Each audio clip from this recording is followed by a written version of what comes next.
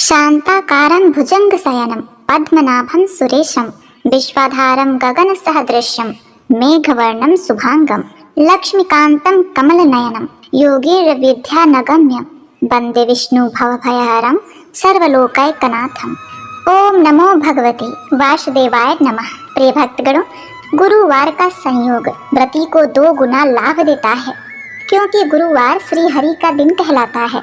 ऐसे में लक्ष्मी जी की कृपा भक्तों पर बरसती है। अग्नि पुराण के अनुसार मान्यता है कि जो व्यक्ति हर गुरुवार को भगवान विष्णु की पूजा करता है या बृहस्पतिवार कथा को सुनता है, तो गुरु बृहस्पति देव और भगवान विष्णु की कृपा से उन भक्तों की सभी परेशानियां दूर हो जाती हैं। उनकी गरीबी और कष्ट भगवान विष्णु दूर करते हैं। ब्रह्मवर्त पुराण में स्वयं नारद जी ने कहा है कि सुख संपत्ति अच्छे स्वास्थ्य के लिए बृहस्पतिवार के दिन पूजा अर्चना करके बृहस्पतिवार की कथा का श्रवण करना चाहिए।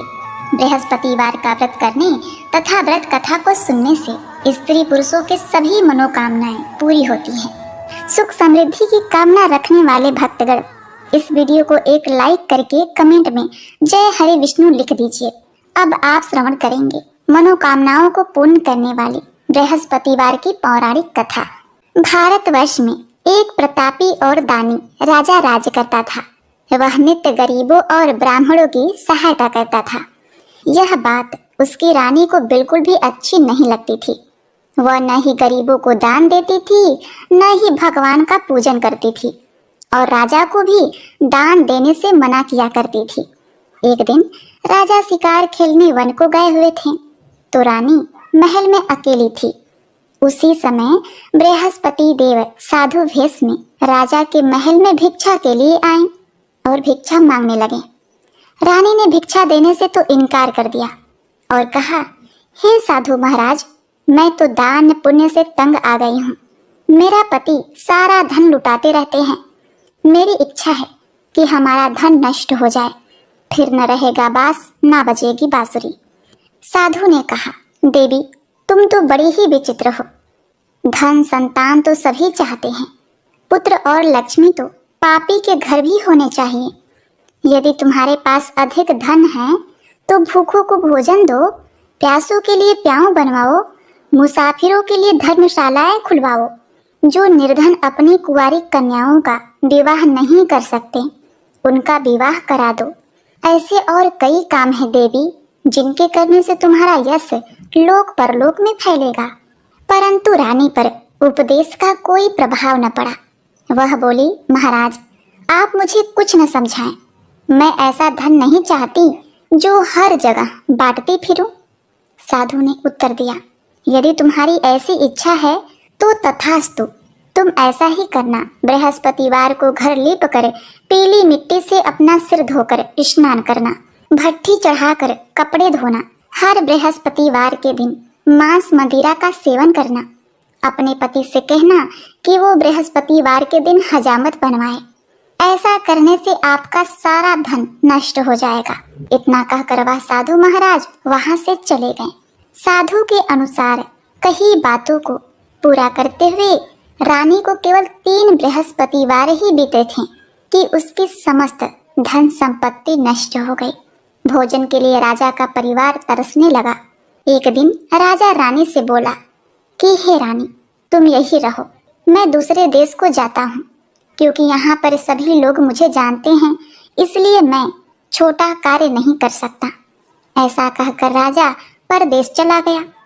वहाँ वह जंगल से लकड़ियाँ काट कर लाता और शहर में बेचता। इस तरह वह अपना जीवन व्यतीत करने लगा। इधर राजा के परदेश जाते ही रानी और दासी दुखी रहने लगे।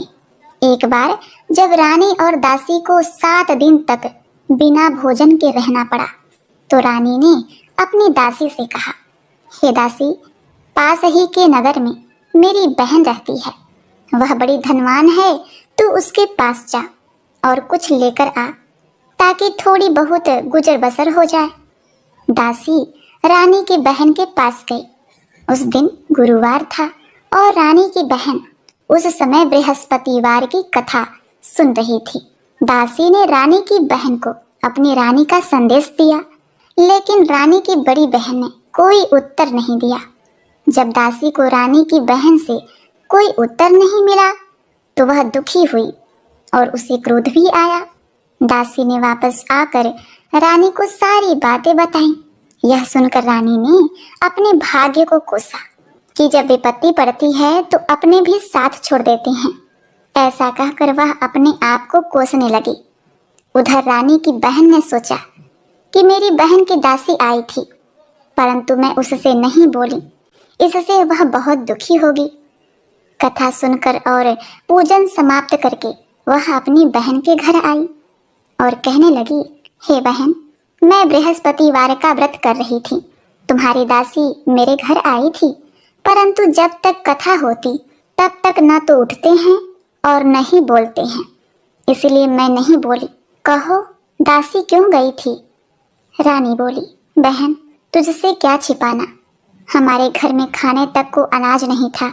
ऐसा कहते कहते रानी की आंखें भर आईं। उसने दासी समेत पिछले 7 दिनों से भूखे रहने तक की बात अपनी बहन को विस्तार पूर्वक सुना दी।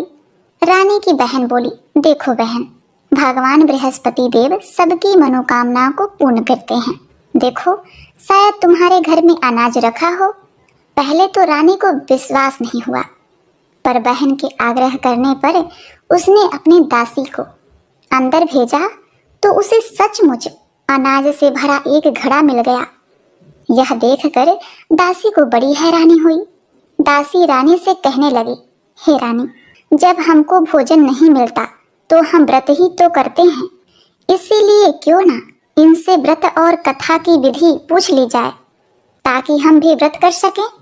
तब रानी ने अपनी बहन से बृहस्पतिवार व्रत के बारे में पूछा।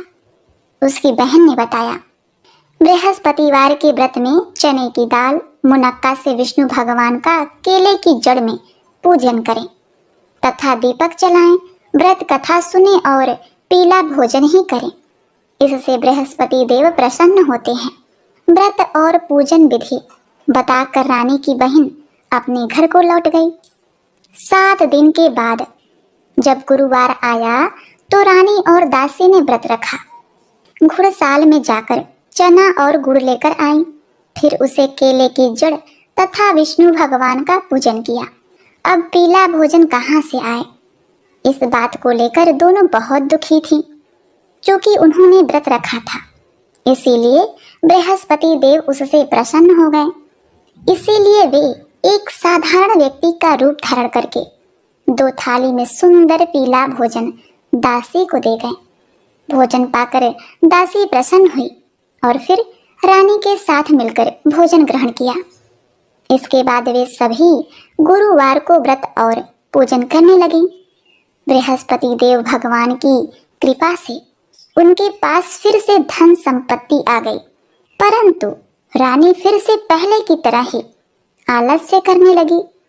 तब दासी बोली, हे रानी, तुम पहले भी इस प्रकार आलस्य करती थी।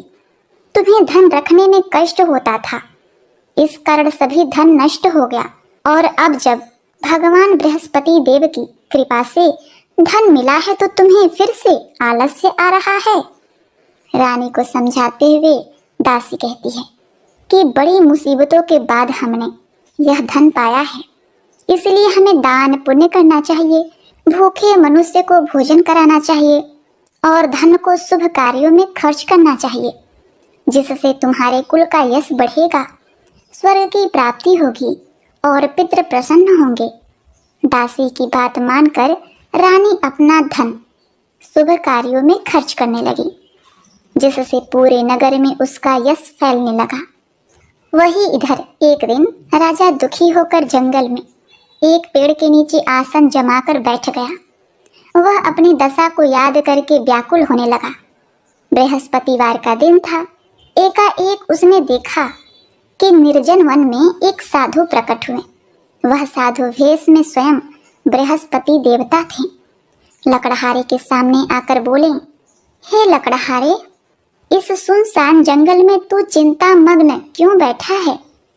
लकड़हारे ने दोनों हाथ जोड़कर प्रणाम किया और उत्तर दिया, महाराज जी, आप सब जानते हैं, मैं क्या कहूँ, यह कहकर रोने लगा और साधु को अपनी आत्मकथा सुनाई। महात्मा जी ने कहा, तुम्हारी स्त्री ने बृहस्पतिवार के दिन बृहस्पति भगवान का निरादर किया है, जिसके कारण रुष्ट होकर उन्होंने तुम्हारी यह दशा कर दी है। अब तुम चिंता को दूर करके मेरे कहने पर चलो, तुम्हारे सब कष्ट दूर हो जाएंगे और भगवान पहले से भी अधिक धन संपत्ति तुम्हें देंगे। तुम बृहस्पतिवार के दिन कथा किया करो। 2 पैसे के चने मुनक्का लाकर उसका प्रसाद बनाओ। शुद्ध जल में लोटे में शक्कर मिलाकर चरना अमृत तैयार करो। कथा के पश्चात अपने सारे परिवार और सुनने वाले प्रेमियों में अमृत व प्रसाद बांटकर आप भी ग्रहण करें। ऐसा करने से भगवान तुम्हारी सब मनोकामनाएं पूरी करेंगे। साधु के ऐसे वचन सुनकर लकड़हारा बोला, हे प्रभु, मुझे लकड़ी बेचकर इतना पैसा नहीं मिलता जिससे भोजन के उपरांत कुछ बचा सकूं। मैंने रात्रि में अपनी पत्नी को व्याकुल देखा है। मेरे पास कुछ भी नहीं जिससे मैं उसकी खबर मंगा सकूं। साधु ने कहा, हे लकड़हारे, तुम किसी बात की चिंता मत करो। बृहस्पतिवार के दिन तुम रोजाना की तरह लकड़ियां लेकर शहर को जाओ। तुमको रोज से 2 गुना धन प्राप्त होगा, जिससे तुम भली भांति भोजन कर लोगे तथा बृहस्पति देव की पूजा का सामान भी आ जाएगा। हे राजन, बृहस्पति देव की कथा इस प्रकार से है। प्राचीन काल में एक बहुत ही निर्धन ब्राह्मण था। उसके कोई संतान नहीं थी। वह नित्य पूजा पाठ करता था, परंतु उसकी स्त्री बहुत ही मलिन रहा करती थी। वह न स्नान करती, न किसी देवता का पूजन करती और प्रातः काल उठते ही सर्वप्रथम भोजन करती, बाद में कोई अन्य कार्य करती थी। ब्राह्मण देवता बहुत दुखी रहते थे। पत्नी को बहुत समझाते, किंतु उसका कोई परिणाम नहीं निकला। भगवान की अनुकंपा से एक समय उस ब्राह्मण की पत्नी गर्भवती हुई और 10वें महीने में एक सुंदर कन्या को जन्म दिया। निर्धन ब्राह्मण कन्या के जन्म से बहुत ही दुखी हुआ। धीरे धीरे ब्राह्मण की कन्या बड़ी होने लगी। बचपन से ही उस कन्या की रुचि भगवान विष्णु की पूजा में थी। वह प्रातः काल उठते ही स्नान आदि करके भगवान विष्णु की पूजा करने मंदिर में जाया करती थी। बृहस्पतिवार को व्रत करके विधि पूर्वक पूजा पाठ करती थी। पूजा पाठ के बाद वह पढ़ने के लिए पाठशाला में जाती थी। घर से चलते हुए वह मुट्ठी भर जौ साथ लेकर जाती और पाठशाला के रास्ते में थोड़े थोड़े जौ गिराते जाती। पर वह पाठशाला से जब घर लौटती तो जौ के वह दाने सोने में बदले हुए मिलते थे। लड़की सभी सोने के दाने बीन कर लाती थी। एक दिन जब वह सोने के दाने को साफ कर रही थी तो उसकी माँ ने कहा, बेटी, सोने के दाने साफ करने के लिए सोने का सूप भी होना चाहिए। अगले दिन बृहस्पतिवार था। उसने भगवान बृहस्पति देव की पूजा करते हुए प्रार्थना की, हे भगवान, यदि मैंने आपका व्रत विधि पूर्वक किया है तो मुझे सोने का सूप दे दो। भगवान बृहस्पति देव ने उसकी मनोकामना पूरी करने का वचन दिया। पाठशाला से लौटते समय उसे रास्ते में सोने का सूप पड़ा हुआ मिला। घर लौटकर सोने का सूप उसने अपनी माँ को दिखाया। वह सोने के दाने साफ करने लगी। उसी समय नगर का राजकुमार उसके घर के पास से गुजर रहा था। उस सुंदर लड़की को सोने के सूप में जौ साफ करते देखकर राजकुमार उस पर मोहित हो गया। महल में लौटकर राजकुमार ने राजा से उस लड़की से विवाह करने की इच्छा प्रकट की तो राजा ने ब्राह्मण को महल में बुलाकर राजकुमार से उसकी लड़की के विवाह की बात कही। ब्राह्मण तैयार हो गया। धूमधाम से उस लड़की का विवाह राजकुमार से हो गया। अब देखिए, दुल्हन बनकर ब्राह्मण की लड़की महल में चली गई। लड़की के चले जाने से ब्राह्मण फिर से निर्धन हो गया। उसे कई कई दिन भोजन भी नहीं मिलता था। बहुत दुखी होकर ब्राह्मण एक दिन अपनी लड़की के पास गया। अपने पिता से निर्धनता का समाचार सुनकर उसे बहुत सा धन देकर पिता को विदा किया। उस धन से ब्राह्मण के दिन कुछ दिन तो आराम से गुजर गए, लेकिन जल्दी ही फिर भूखों मरने की हालत हो गई। ब्राह्मण अपनी लड़की से धन के लिए फिर महल में पहुंचा। लड़की ने अपने पिता की बुरी हालत देखकर कहा, पिताजी, आखिर आप कब तक मुझसे धन लेकर जीवन यापन करेंगे? आप कोई ऐसा उपाय क्यों नहीं करते जिससे आपका घर धन संपत्ति से भर जाए? ब्राह्मण ने कहा, मैंने तेरी माँ को बहुत समझा दिया, पर उसकी समझ में कुछ नहीं आता। उसका फूहड़पन नष्ट हो तो घर की निर्धनता भी दूर हो जाए। तब कुछ सोचकर लड़की ने पिता से कहा, पिताजी, आप कुछ दिनों के लिए मेरी माँ को मेरे पास छोड़ जाओ। तब कुछ सोचकर ब्राह्मण पत्नी को लड़की के पास महल में छोड़ गया। लड़की ने अपनी माँ से कहा, माँ, तुम प्रातः काल उठकर स्नान आदि करके भगवान बृहस्पति देव विष्णु जी की पूजा अवश्य करना। पूजा करने से तुम्हारी निर्धनता अवश्य ही दूर हो जाएगी। लेकिन उसकी माँ ने उसकी कोई बात नहीं मानी। तब क्रोधित होकर लड़की ने अपनी माँ को एक कक्ष में बंद कर दिया। सूर्योदय के समय माँ को उठाकर जबरदस्ती उसे स्नान कराया और फिर मंदिर ले जाकर भगवान बृहस्पति देव की पूजा कराई। कुछ दिनों तक ऐसा करने से माँ की बुद्धि में परिवर्तन हुआ और वह स्वयं बृहस्पतिवार का व्रत रखने लगी। उसके व्रत रखने से ब्राह्मण के घर में भगवान विष्णु की अनुकंपा से धन की वर्षा होने लगी। दोनों पति पत्नी धन संपत्ति पाकर आनंद पूर्वक जीवन व्यतीत करने लगे और विष्णु धाम को चले गए। इतना कहकर साधु अंतर्ध्यान हो गए। धीरे धीरे समय व्यतीत होने पर फिर वही बृहस्पतिवार का दिन आया। लकड़हारा जंगल से लकड़ी काट कर किसी शहर में बेचने गया। उसे इस दिन और दिन से अधिक पैसा मिला। राजा ने चना गुड़ आदि लाकर गुरुवार का व्रत किया। उसी दिन से उसके सभी क्लेश दूर हो गए। परंतु जब दोबारा गुरुवार का दिन आया तो बृहस्पतिवार का व्रत करना भूल गया। इस कारण बृहस्पति देव भगवान नाराज हो गए। उस दिन उस नगर के राजा ने विशाल यज्ञ का आयोजन किया तथा शहर में यह घोषणा करवा दी कि कोई भी मनुष्य अपने घर में भोजन न बनावे, न आग जलावे। समस्त जनता मेरे यहाँ भोजन करने आवे। इस आज्ञा को जो नहीं मानेगा उसे फांसी की सजा दी जाएगी। इस तरह की घोषणा संपूर्ण नगर में करवा दी गई। प्रिय भक्तों, राजा की आज्ञा अनुसार शहर के सभी लोग भोजन करने लगे, लेकिन लकड़हारा कुछ देर से पहुंचा, इसीलिए राजा उसको अपने महल में ले गए और महल में ले जाकर भोजन करा रहे थे तो रानी की दृष्टि उस खूंटी पर पड़ी जिस पर उनका हार लटका हुआ था। वह हार वहां दिखाई नहीं दिया। रानी ने निश्चय किया कि मेरा हार इस मनुष्य ने चुरा लिया। उसी समय सिपाहियों को बुलाकर उसको कारागार में डलवा दिया। जब लकड़हारा कारागार में पड़ गया और बहुत दुखी होकर विचार करने लगा कि न जाने कौन से पूर्व जन्म के कर्म से मुझे यह दुख प्राप्त हुआ है, और उसी साधु को याद करने लगा जो कि जंगल में मिला था। उसी समय तत्काल बृहस्पति देव साधु के रूप में प्रकट हुए और उसकी दशा को देखकर कहने लगे, अरे मूर्ख, तूने बृहस्पति देव की कथा नहीं करी, इस कारण तुझे दुख प्राप्त हुआ है। अब चिंता मत कर। बृहस्पतिवार के दिन कारागार के दरवाजे पर 4 पैसे पड़े मिलेंगे, उससे तू बृहस्पति देव की पूजा करना, तेरे सभी कष्ट दूर हो जाएंगे। अब बृहस्पतिवार के दिन उसे 4 पैसे मिले। लकड़हारे ने कथा कही।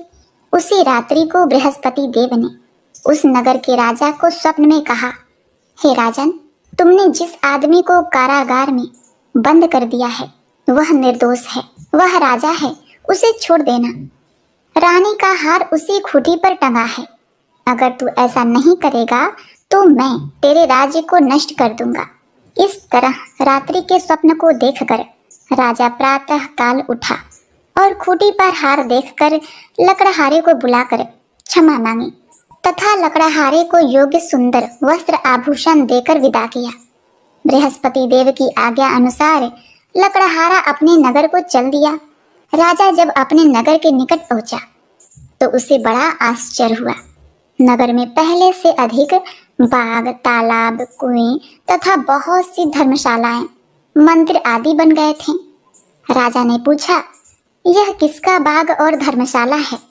तब नगर के सब लोग कहने लगे, यह सब रानी और दासी के हैं। तो राजा को आश्चर्य हुआ और गुस्सा भी आया। जब रानी ने यह खबर सुनी कि राजा आ रहे हैं तो उन्होंने दासी से कहा, हे दासी, देखो राजा हमको कितनी बुरी हालत में छोड़कर गए थे। हमारी ऐसी हालत देखकर वह लौट न जाए, इसलिए तू दरवाजे पर खड़ी हो जा। आज्ञा अनुसार दासी दरवाजे पर खड़ी हो गई। राजा आए तो उन्हें अपने साथ ले गई।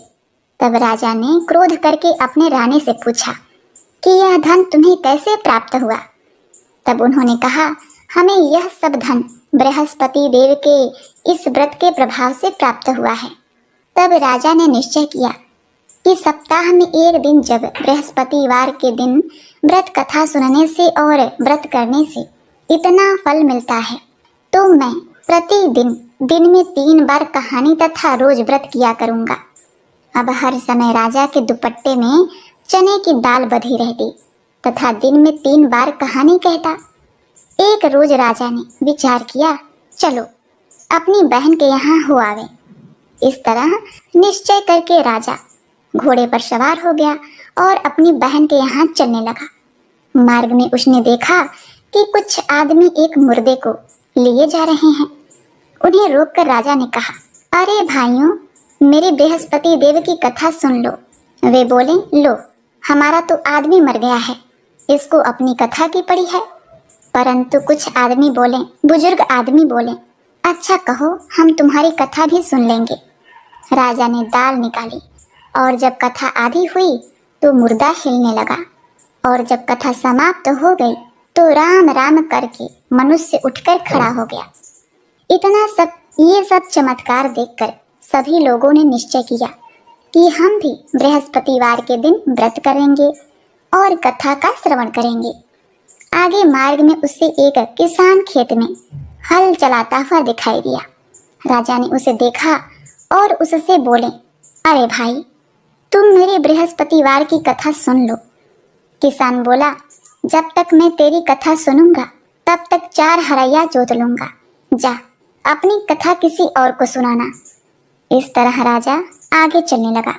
राजा के हटते ही बैल पछाड़ खाकर गिर गए तथा किसान के पेट में बड़ी जोर का दर्द होने लगा। उसी समय उसकी माँ रोटी लेकर आई।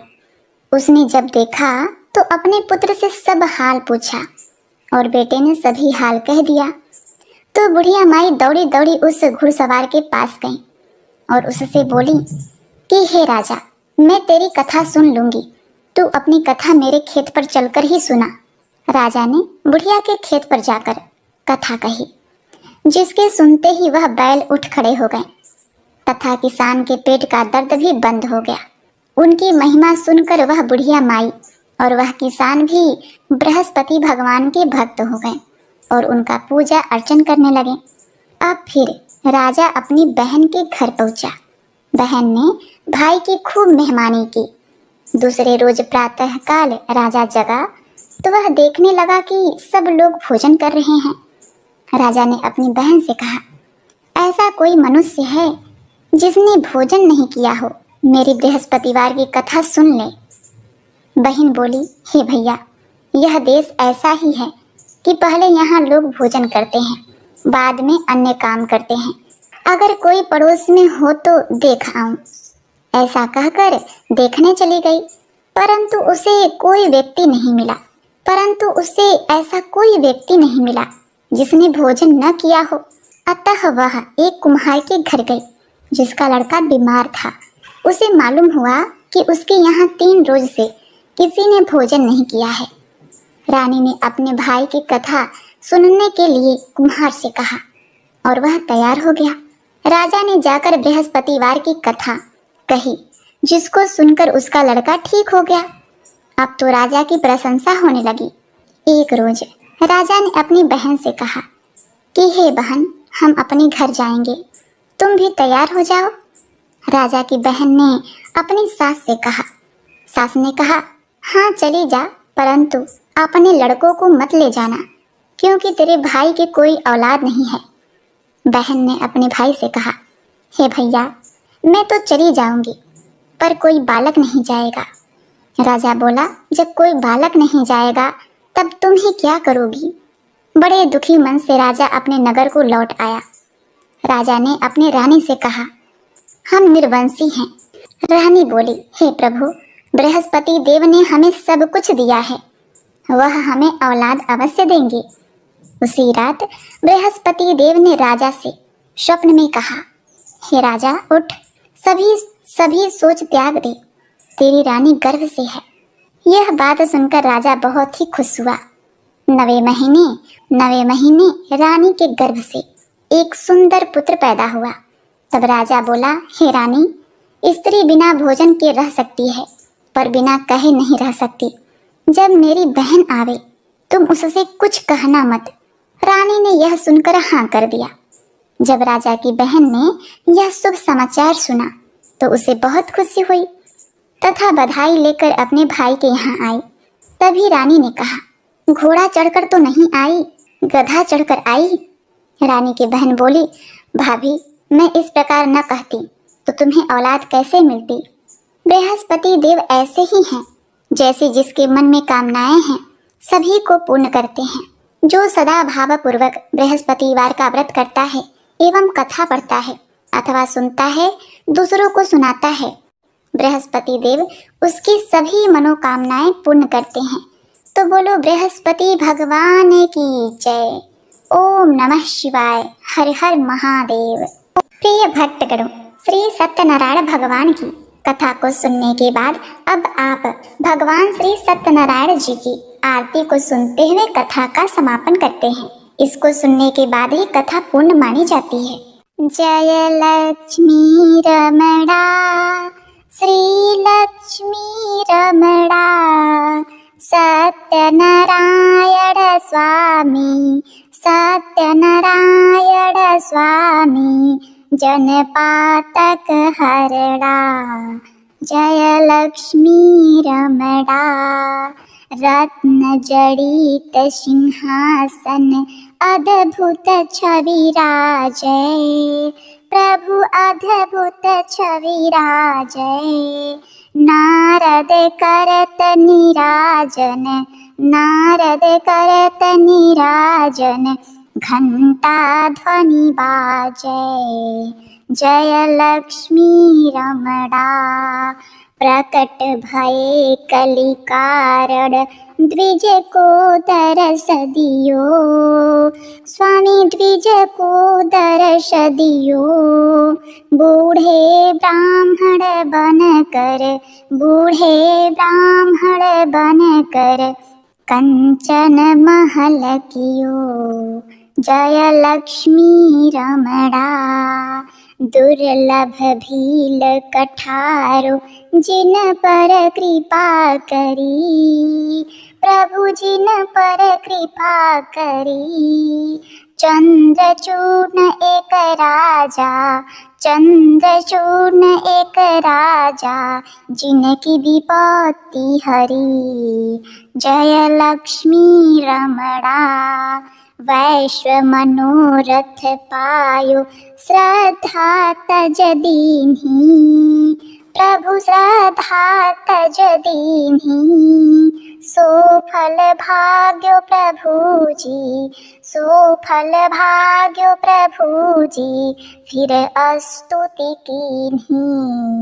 जय लक्ष्मी रमणा, भाव भक्ति के कारण छिन छिन रूप धर्यो, प्रभु छिन छिन रूप धर्यो। श्रद्धा धारण कीन्ही, श्रद्धा धारण कीन्ही, तिनको काज सर्यो जय लक्ष्मी रमणा। ग्वाल बाल संग राजा वन में भक्ति करे, प्रभु वन में भक्ति करे। मन वांछित फल दीन्हो, मन वांछित फल दीन्हो, दीन दयालु हरि जय लक्ष्मी रमणा। चढ़त प्रसाद सवायु कदली फल मेवा, प्रभु कदली फल मेवा।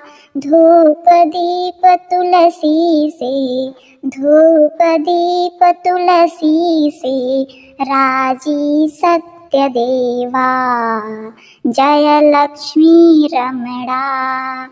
सत्यनारायण जी की आरती जो कोई नर गावे, प्रभु जो कोई नर गावे।